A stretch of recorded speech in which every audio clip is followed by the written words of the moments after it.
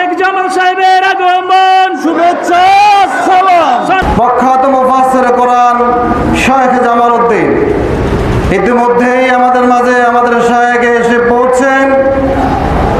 আমরা সবাই শায়েখকে স্বাগত জানাবো। নারায়ে তাকবীর।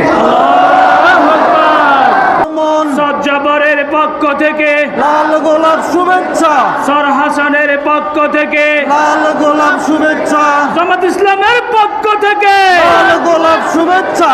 নারায়ে তাকবীর, আল্লাহু আকবার, নারায়ে তাকবীর।